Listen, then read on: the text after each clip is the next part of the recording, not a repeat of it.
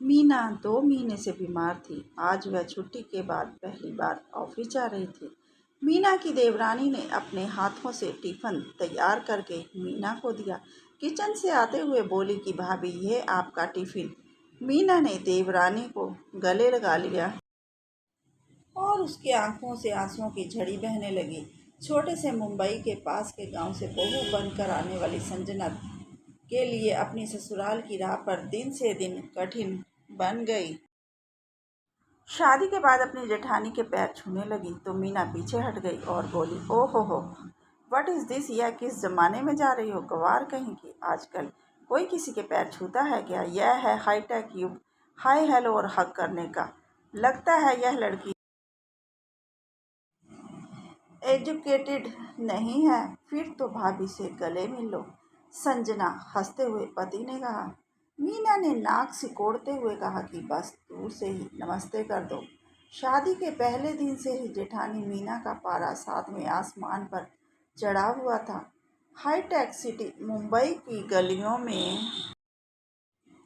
बचपन बिताने वाली मीना को किसी ठेठ गांव की लड़की देवरानी बिल्कुल भी पसंद नहीं थी।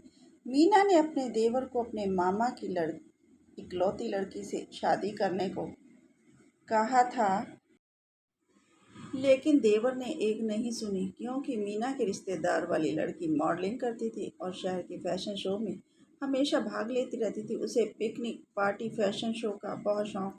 इसीलिए मीना भाभी चाहती थी कि उसके परिवार में से कोई ऐसी लड़की आए जिसके साथ उसका तालमेल बना रहे। लेकिन जब देवर ने एक देहाती लड़की से शादी की तो मीना के तमाम ख्वाब टूट गए।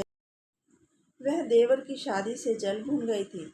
उसका देवर मेडिकल का छात्र था। जब वह एमबीबीएस के अंतिम साल में स्टडी कर रहा था तब अपने एक दोस्त की शादी में गांव गया था। वह पहली बार किसी गांव में गया था। गांव की प्रकृति और रहन सहन देखकर ही उसे गांव से प्यार हो गया था। शादी के बाद भी वह कई दिन गांव में रहा और अपने दोस्त की शादी में ही उसने संजना को देख लिया था। संजना उसे पसंद आ गई थी। उसने अपने दोस्त से संजना के बारे में छानबीन की। गांव के सभी लोग संजना की तारीफ कर रहे थे। देवर ने शादी से आकर अपने मम्मी पापा से संजना के बारे में बात की तो मीना भाभी गुस्सा हो गई। उन्होंने कहा कि मैं अपनी रिश्तेदार सुमन के बारे में तुमसे बात की थी। मुंबई जैसे शहर में गांव की गंवार लड़की को लाकर रिश्तेदारी में हमारी नाक कटवाओगे? अरे भाभी, मैंने आपसे पहले ही कहा था मैं उससे शादी नहीं करूंगा। सुमन एक पढ़ी लिखी सुंदर लड़की है, ऊंचे खानदान की और हाई सोसाइटी से ताल्लुक रखती है। ऐसी लड़की दिन में चिराग लेकर ढूंढने पर भी तुम्हें नहीं मिलेगी। मीना भाभी ने मुंह फुलाकर कहा और वहां से चली गई।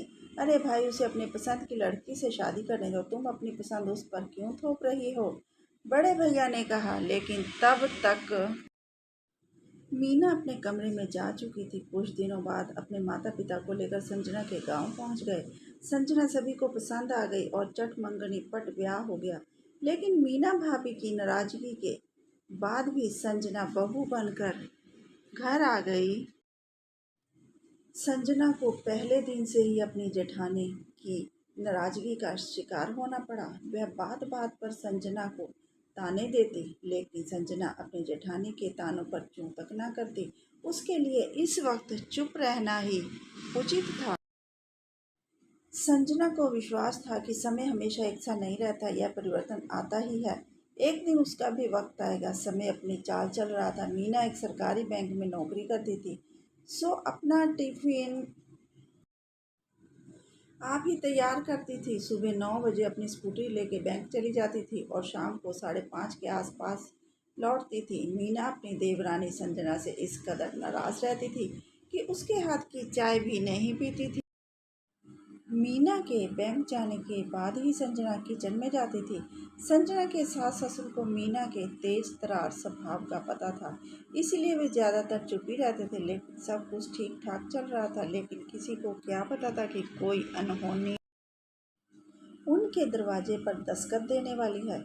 एक दिन शाम को बैंक से लौटते वक्त किसी ने अपनी गाड़ी मीना की स्कूटी के पीछे जोर से टक्कर मार दी, जिस कारण मीना को बहुत चोट आई और उसे हॉस्पिटल में एडमिट कराया गया। एक सप्ताह बाद मीना अस्पताल से घर आई तो मीना ने संजना से सॉरी कहा। संजना ने कहा कि दीदी, आप मेरी बड़ी बहन जैसी हैं, सॉरी कहकर मुझे शर्मिंदा मत कीजिए।